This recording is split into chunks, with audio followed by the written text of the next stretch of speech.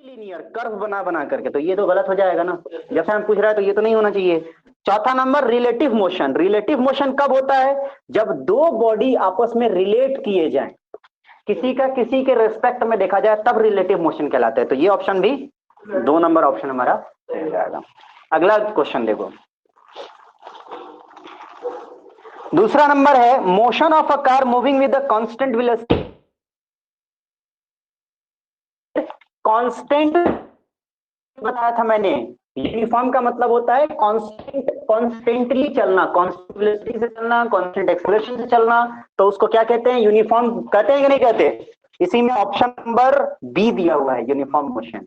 तो यही हमारा सही है, सही ऑप्शन हो जाएगा। समझ रहे हो बात को? तीसरा नंबर देखो, if a body move in such a way that its velocity change equal in magnitude in equal interval of time, it is said to moving with the, if a body में velocity जो है, इसकी जो velocity change है ना v1 है, ये जो चेंज हो रही है equal to magnitude in equal interval of time, जो है इसका जो वेलोसिटी क्या है, मतलब समझो क्या है। पहले मिनट पर 1 मिनट पर सेकंड बढ़ा, दूसरे पर फिर 2 हो गया, तीसरे पर 3 हो गया, चौथे पर 4 हो गया। क्या इसी को हम लोग कह रहे थे कांस्टेंट एक्सेलरेशन या यूनिफॉर्म बॉडी, यूनिफॉर्म एक्सेलरेशन बोल रहे थे? Uniform acceleration, uniform velocity. तो यही ऑप्शन होगा, पर ऑप्शन में ऑप्शन नंबर डी में दिया हुआ है यूनिफॉर्म।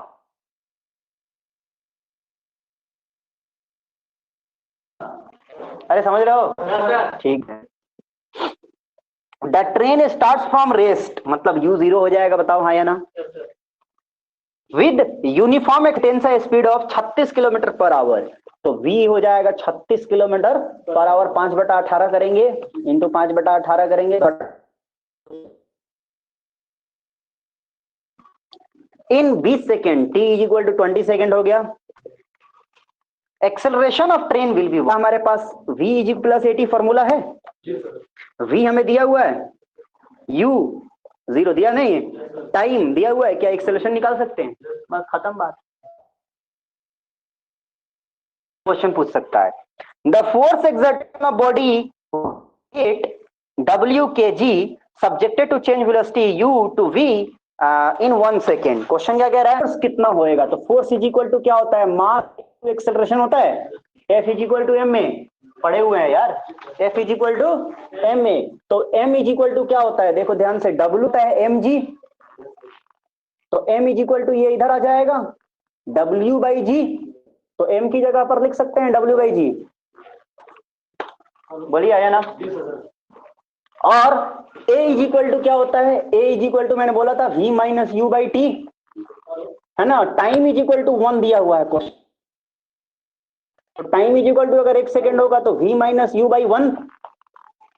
बोलो आया ना? इस 1 का कोई मतलब तो बनता नहीं है, तो क्वेश्चन आंसर क्या हो गया? W by G into V minus u. और ये ऑप्शन नंबर कितना है? ऑप्शन नंबर बी है, W by G into V minus u. हो गया, खत्म बात। ठीक है, कुछ समझ में आ रहा है? ऐसे ही क्वेश्चन आ सकता है। अब body as initial velocity, initial velocity सब कुछ दिया हुआ है, तो कह रहा है डिस्टेंस क्या होगा? तो डिस्टेंस का फॉर्मूला हमने पढ़ा है, S is equal to UT plus half A T A square. बोलिए पढ़ा है नहीं पढ़ा है? ए की जगह पर कभी कभी एफ लिख देता है, जैसे इसमें लिखा हुआ है, बस और कुछ नहीं है। Relationship is equal to as of, ये जो रिलेशनशिप दिया हुआ है कहाँ वैलिड होता है? तो हमने पहले ही पढ़ा है, यूनिफॉर्म एक्सेलरेशन पे वैलिड होता है। तो जब यूनिफॉर्म मोशन होता है तभी ये वैलिड होता है। बात समझ में आ रही है? इसी तरह से a stone is thrown up with the velocity of इतना मीटर पर second in time taken by the stone to return back to earth will be, हमने देखा ऊपर वो कितना सेकंड में नीचे आ जाएगा? h is equal to UT plus half G T square, मैंने बताया था, इसी फॉर्मूले पे निकल जाएगा। सेम सेम है यार, कोई भी क्वेश्चन हमने छोड़ा नहीं है। At which angle if a vertically upward force is resolve gives the resolve part equal to 0, 90 degree. Cos तो है ही 90 डिग्री, समझ रहे हो? और ऑप्शन हमारा सही है 90 डिग्री, यही क्वेश्चन पूछ रहा था।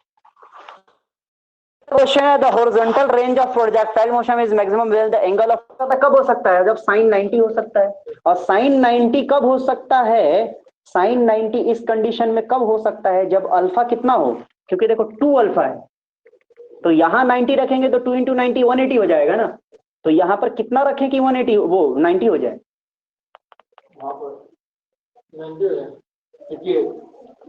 मैं गधे, मल्टीप्लाई है दोनों आपस में, 88 रखोगे 45 रखना पड़ेगा ना, कैसी बेवकूफी वाली बात कर रहा है। 88 अभी बीच में प्लस लगाया क्या मैंने, जोड़ने के लिए क्या ही स्टूडेंट है सौरे भाई। तो कितना रखेंगे 2 अल्फा, अल्फा की जगह पर कितना रखेंगे 45 डिग्री। क्या मतलब हुआ, मतलब ये हुआ अगर आपको दूर से दूर फेंकना है ना सामान तो आप 45 डिग्री एंगल बना के फेंकिए, वो दूर से दूर जाएगा, समझे। सबसे ज्यादा दूर 45 डिग्री एंगल पर जाएगा। 88 अगर अल्फा की जगह पर 88 रखोगे तो इंटू 2 करोगे तो क्या ये 90 आ जाएगा। 45 रख के देखो जरा, यहां 90 चाहिए हमको, ऑलरेडी 2 है, 2 मल्टीप्लाई में है प्लस में नहीं है, इसीलिए 45 रखे हैं। तो 45 में 2 से मल्टीप्लाई करोगे तो 90 नहीं आ जाएगा। तो 45 डिग्री से अगर फेंकोगे ना सामान को तो कभी भी किसी के पास कम फोर्स में ज्यादा दूर ले जाना है, ठीक है, उतना ही फोर्स में और दूर ले जाना है तो 45 डिग्री के एंगल से बना के फेंको, अंदाज से 45 बनाओ। थोड़ा 45 का मतलब हुआ देश और देश इनके बीच में, बिल्कुल इस एंगल से बना के फेंकोगे तो वो ज्यादा दूर जाएगा। कभी वो चलाया है रॉकेट, पेपर का रॉकेट, अरे पेपर वाला जहाज बना के नहीं उड़ाया हो, हाँ तो उसको फेंक के देखना, एक बार ऊपर फेंको एक बार नीचे फेंको, एक बार 45 डिग्री एक बार 30 डिग्री एक बार 60 डिग्री, ज्यादा जो है वो 45 डिग्री वाला जाएगा। पत्थर भी फेंको बॉल भी फेंको, सारा उतने ही एफर्ट में दूर जाएगा 45 डिग्री वाला। बॉलिंग इज डिफरेंट, बॉलिंग क्योंकि बॉलिंग को ऊपर नहीं फेंकना है, हाँ बॉलिंग को ऊपर नहीं फेंकना है, समझ रहे हो। हाँ लेकिन इतना जरूर है जब बैट्समैन मारता है, जो बैट्समैन मारता है उसमें भी अगर उसने मारा है, अगर बॉल का एंगल 45 बन गया तो वो दूर जाएगा, ट्रेवल ज्यादा दूर करेगा, समझ रहे हो मैं क्या कह रहा हूँ।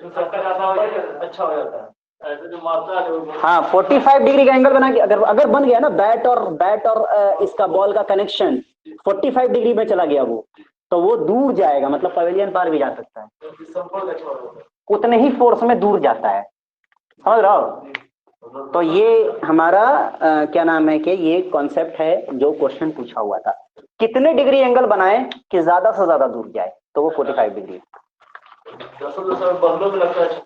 Horizontal range of a particle will be, अभी बताया था u square sine 2a upon g, है ना। The relation between linear and angular velocity कल ही बताया था, v is equal to omega R, बोलो आया ना, ये लीनियर है ये एंगुलर है, कल ही बताया था। उसके बाद the linear acceleration of a rotating body, ये भी कल बताया था मैंने। एक्सेलरेशन क्या कह रहा है, acceleration is equal to R into alpha, acceleration a is equal to radius into alpha.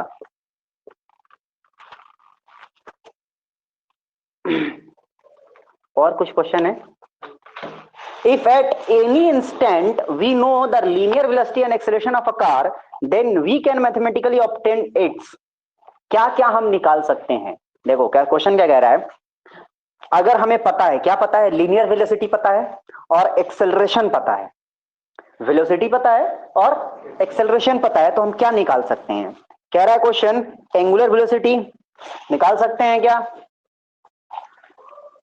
अगर हमें लीनियर वेलोसिटी पता है तो क्या एंगुलर वेलोसिटी निकाल सकते हैं, v equal to omega R करके निकाल सकते हैं, ओके। उसके बाद अगर लीनियर एंगुलर वेलोसिटी निकाल सकते हैं तो क्या एंगुलर एक्सेलरेशन भी निकाल सकते हैं, हाँ बिल्कुल निकाल सकते हैं, क्यों नहीं निकाल सकते, बोलो आया ना, बस तो फिर खत्म बात। उसके बाद the time of flight of a projectile, time of flight कल ही निकाले थे 2u साइन अल्फा बाई जी, अरे बताओ टाइम, टाइम निकाला था टी का फॉर्मूला, हाँ तो 2u साइन अल्फा बाई जी ये कल निकाल चुके हैं। The angular velocity of rotating body is expressed in the term of terms of angular velocity of a rotating body omega, अभी मैंने बताया था किसमें मापते हैं, रेडियन पर सेकेंड में। अरे बोलो, यही क्वेश्चन था और यही होता है 8वां नंबर यूनिट समाप्त। 8th नंबर यूनिट जिसका नाम था मोशन, वो हो चुका है समाप्त। 9th और 10th बचा हुआ है law of motion and work energy and power. Law of motion तो कल इंशाल्लाह समाप्त हो जाएगा, वर्क एनर्जी एंड पावर परसों हम कर लेंगे समाप्त, एक आध घंटे में। थोड़ा ज्यादा टाइम देना पड़ा तो दे दिया जाएगा।